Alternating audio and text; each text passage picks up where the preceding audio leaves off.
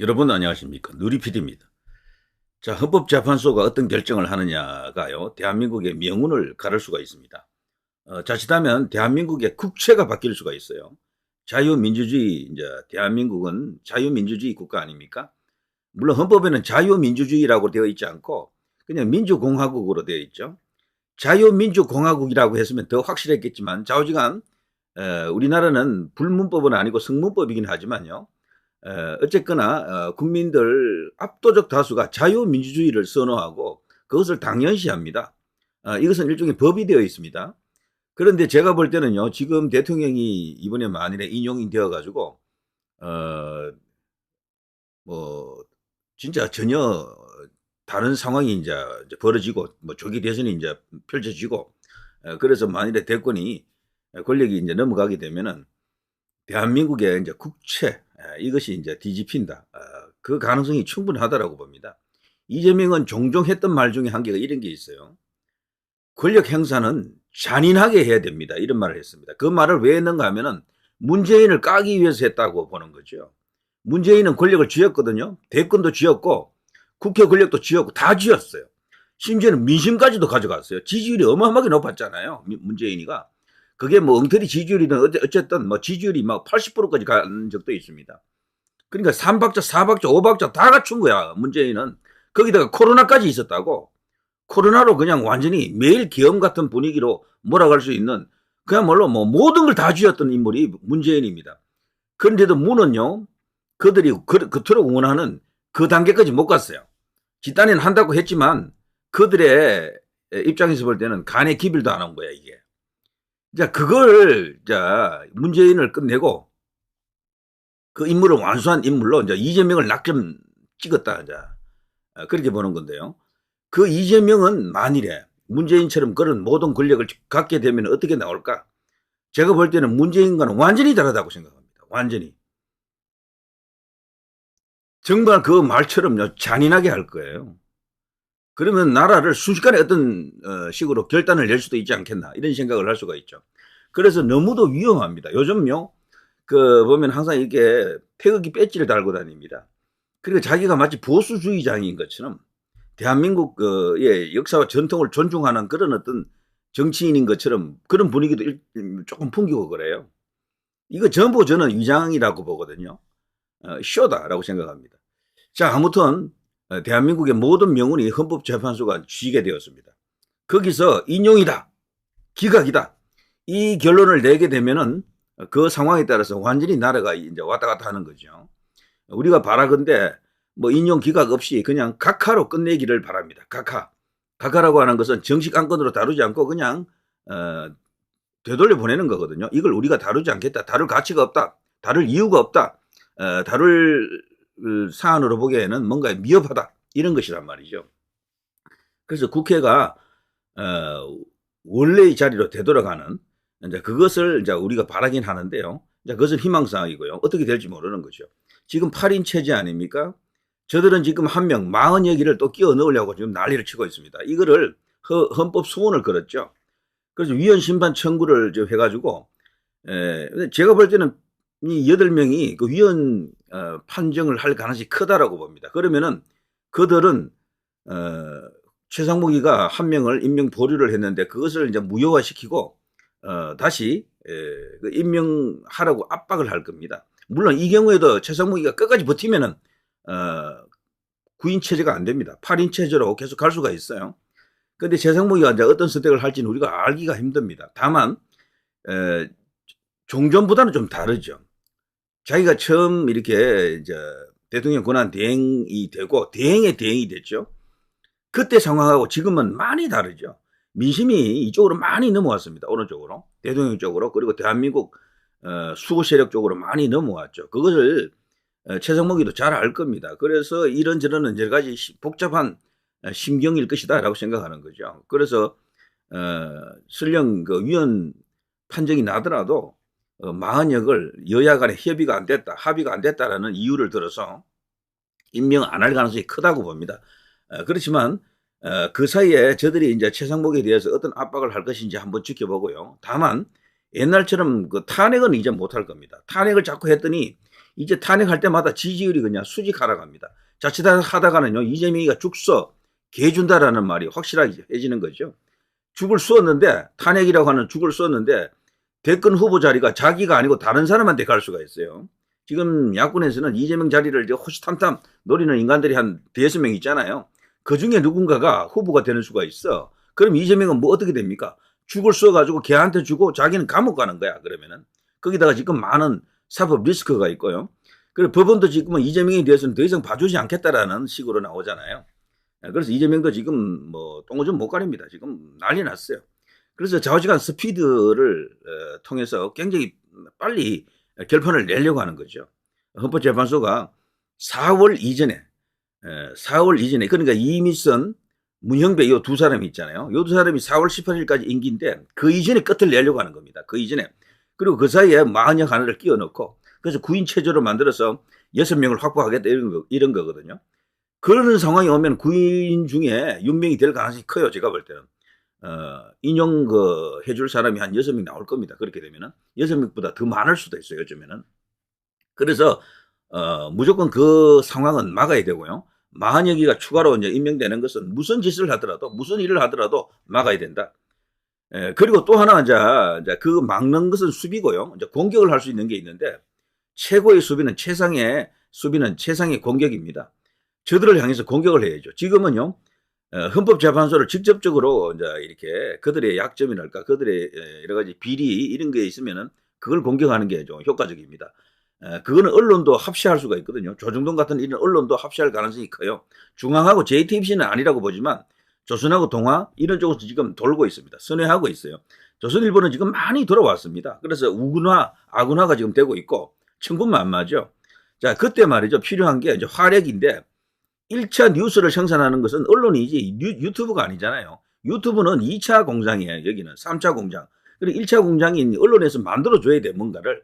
그래서 그걸 갖고 뭔가 이렇게 저렇게 뭐 이렇게 구워 삶고 뭐 요리도 해보고 요렇게도 해석해보고 저렇게도 분석해보고 논평도 요렇게도 해보고 이렇게 하는 것이지 언론사들이 제1차 언론이 그 언론 공장에서 그걸 해주지 않으면 막힙니다. 그래서 조중동 같은 이런 언론사의 역할은 여전히 굉장히 중요합니다. 네. 유튜브 중에 뉴스 생산하는 유튜브가 있나요? 없잖아요. 뉴스 생산은 좌우지간 우리가 그동안 배척했던 레거시 미디어의 역할인 겁니다. 자, 그들의 역할은 여전히 중요하다. 민심을 쥐락펴락하는 가장 큰 힘은 여전히 거기에 있다라고 봐야 되는 거죠. 거기서 뉴스를 생산해 주지 않으면 보도가 안 돼요. 안 나간다니까. 우리 이제 우파 유튜버 중에 대부분 구독자 많은 사람들 전부 뉴스 따라다니잖아요. 그 뉴스 자기들이 만든 겁니까? 아니잖아. 전부 만들어 놓은 뉴스 누가 빨리 찾느냐 그 시합을 하고 있는 거야. 속보 경쟁이라는 게 사실 그건 거의 의미도 없어요. 누구보다 1시간 먼저 그거 보면 뭐합니까? 속보를. 내용은 다 거기서 거긴데. 자, 그래서 말이죠. 좌우지간 조중동 같은 이런 언론의 역할이 굉장히 중요합니다. 여전히. 그래서 계속해서 배척만 해서는 안 된다라고 생각합니다. 저는. 자, 제가 서론이 좀 길었는데요. 저들은 9명을 만들려고 하는 거죠. 반대로 6인 체제를 만들어야 됩니다. 6인 체제. 누구를? 일단은요. 주 타겟팅이 이 사람이 될 것 같아요.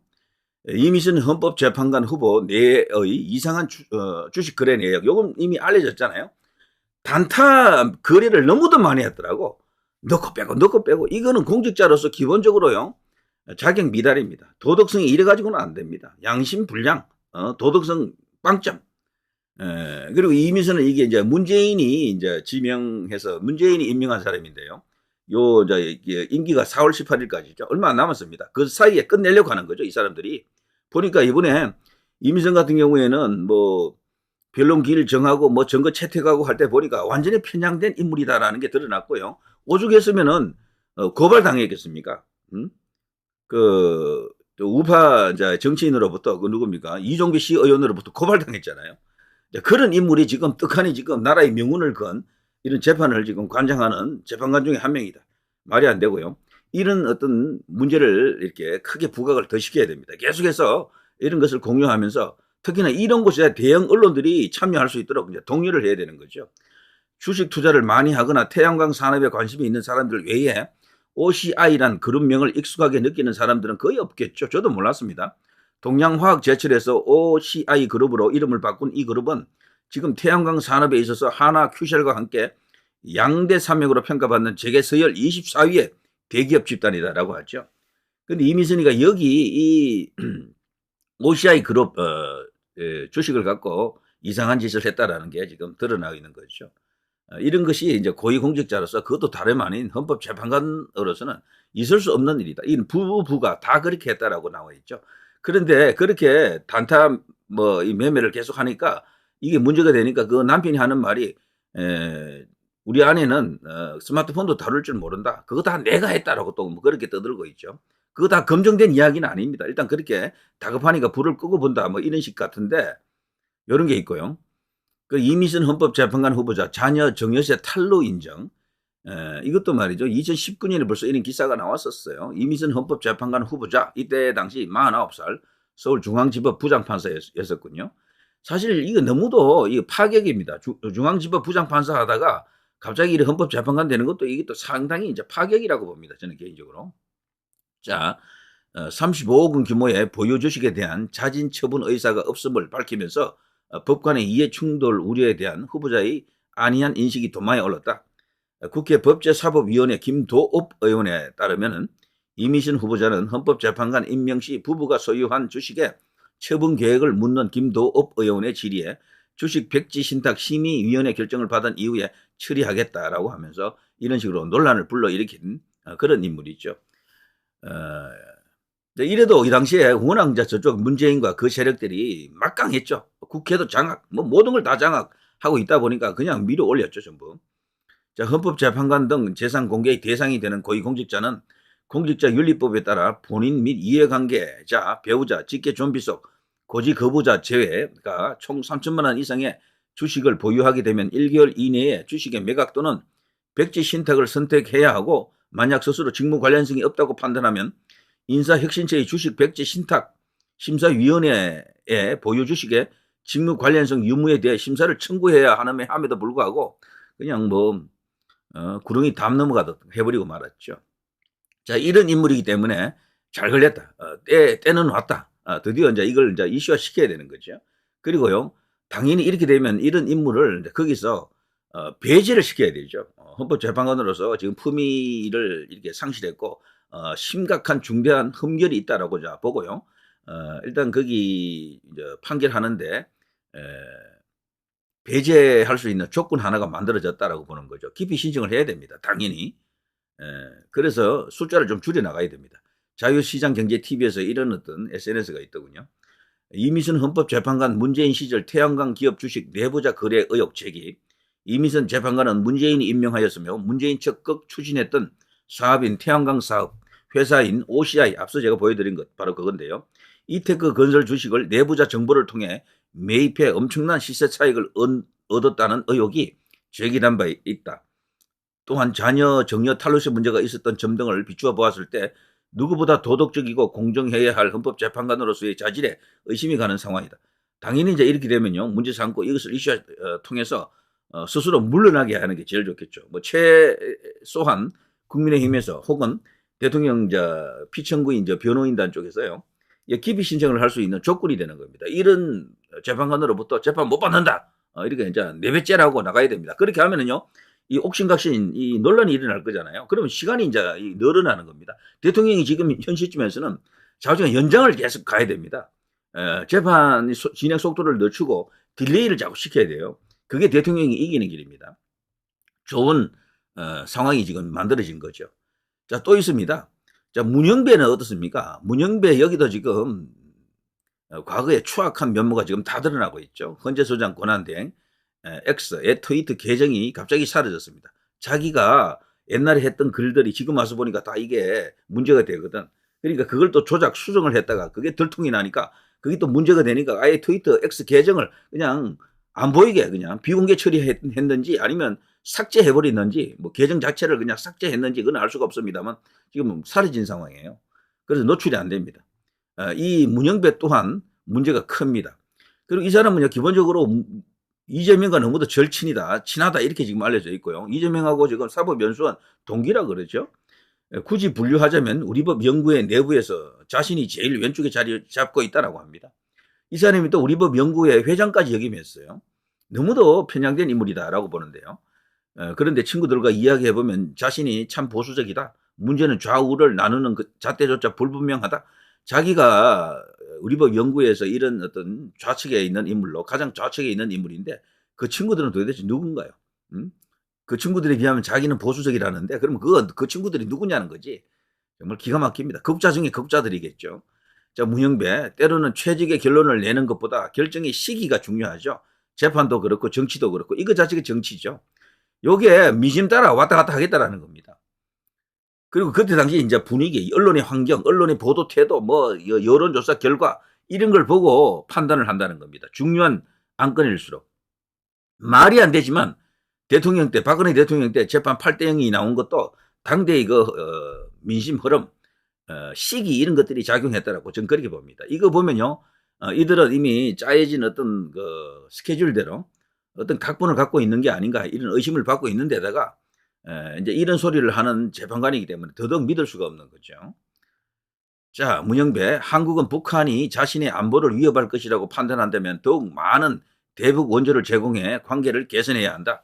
동포의 때문이 아니라 한국 자신의 이익 때문에 그렇게 해야 한다고 본다. 와, 이거는 뭐 완전히 북한을 대변하는 그런 인물이다라고 볼 수밖에 없는 문재인식 화법이죠. 이게 문재인이 할 수 있는 이야기를 이 사람도 그대로 하네. 그냥 나는 중국이 북핵 문제에서 우리의 이익을 수호하기 위해 북한에 대해 정책적 레버리지를 지렛대를 유지해야 한다고 본다. 그렇다면 우리의 정책적 지렛대는 무엇인가? 바로 북한과 우호적인 관계를 유지하는 것이다. 중국의 내일을 묻다. 이런 식으로. 자, 문영배 이 사람은요, 판사라기보다는 재판관이라기보다는 정치인이네요. 정치인. 그것도 주로 이제 저쪽에 이제 종북 성향 그 정치인들과 거의 맥을 같이 한다. 초록은 동석이다 수준으로 보이는데요. 자, 이런 인물입니다. 이제 이런 인물이 과연 합당한, 공정한, 중립적인 어떤 판단을 할 수 있겠습니까? 대통령으로서는 피청구인 쪽에서는 당연히 이거를 이제 문제 삼아가지고 깊이 신청을 해야죠. 문영배에게 재판 못 받는다. 이미선에게 재판 못 받는다. 이 둘을 배제를 시켜야 돼. 그래서 저들은 구인을 만들려고 합니다만 구인이 아니라 6인으로 갈 수가 있어요. 6인으로. 이 이슈화가 중요합니다. 결과도 중요하지만 결과 이전에 이슈화를 하게 되면은 그만큼 이 재판 과정이 길어져요. 그 자체가 얻는 큰 성과가 되겠죠. 대통령으로서는 망해의 큰 소득이 됩니다. 자, 심평 변호사, 문영배 공평한 탄핵 재판 기대할 수 없어. 회피해야 깊이 신청하라는 얘기죠. 뭐 여러 가지 어떤 이유가 있습니다. 그리고 지금 이 헌법재판소가 하고 있는 걸 보면 특히나 이미선, 문영배, 정계선 이런 사람들이 하고 있는 걸 보면요, 아예 작심하고 덤벼드는 것 같잖아요. 그리고 이런 것은 재판관이 아니야. 당연히 쫓아보내야죠. 기피 신청을 해야지. 기피 신청 뭐 받아들이시면 좋고 안 돼도요. 그 과정에서 뭔가 이렇게 싸움을 해야 됩니다. 그래서 시간을 이렇게 계속해서 뭐 좀 연장을 시켜 나가야죠. 재판에서 선고가 4월 중순 이 두 사람이 사퇴하기 전에는 그게 선고가 지금 나오지 않도록 5월, 6월 이렇게 계속해서 늦추는 방향으로 가야 됩니다. 그래야지만이 대통령이 완벽한 어떤 승기를 잡을 수가 있습니다. 자, 방통위 탄핵 때도 편들어 주더니 인용하더라. 문영배 판사 배제하라. 이게 지금 국민적 목소리 아닙니까? 지금 솔직히 말해서 말이죠. 문영배를 배제해야 됩니까? 해야 되지 않습니까를 놓고 국민 여론을 묻는다 그러면 저 개인적으로 볼 때는요. 60% 이상이 문영배 아웃시킨다. 배제하라. 이것이 국민의 뜻이라고 봅니다. 문영배 본인도 뭐 국민의 뜻을 존중한다라는 것 같은데 국민의 뜻을 봐가지고 스스로 빠지는 게 맞습니다. 문영배뿐 아니고 이미선도 마찬가지예요. 자, 이 정도 하겠습니다. 이거 뭐 짧게 한다는 게 시간이 좀 길어졌네요. 자, 누리 PD 김준희였고요. 대통령은 시간이 이제 관건입니다. 이제 다른 건 뭐 크게 이제 의미가 없고요. 모든 것은 헌법재판소 여기입니다. 여기서 빨리 결론이 나게 하면 안 된다는 거죠. 자, 누리 PD 김준희였습니다.